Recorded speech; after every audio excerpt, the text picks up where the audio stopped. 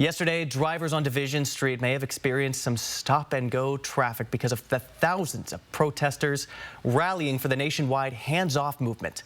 People gathered near Clark Park and held signs, waving flags, and rallied against the Trump administration's actions with the Department of Government Efficiency. President Trump remains defiant about his tariffs, saying that this is a, quote, economic revolution.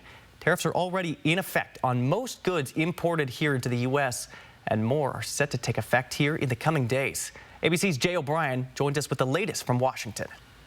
Wall Street, business owners and consumers bracing as President Donald Trump's individual targeted tariffs on more than 50 countries now set to go into effect later this week. Goods from China facing a new 34% tariff, Vietnam 46%, and the European Union slapped with a 20% tariff. This in addition to 10% across-the-board tariffs going into effect Saturday on hundreds of countries and nearly all goods entering the U.S. Major U.S. markets plummeting last week when the tariffs were announced. More than $6 trillion lost in 2 days.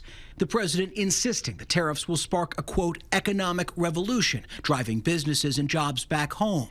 But some experts warning bringing manufacturing jobs back to the U.S. could take years. How is our economy supposed to thrive in this sort of in-between time?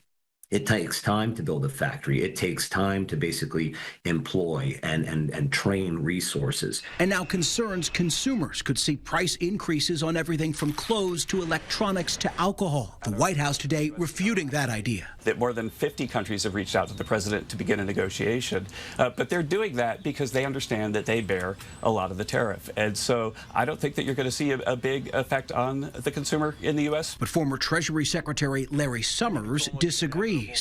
This is the biggest self-inflicted wound we've put on our economy in history.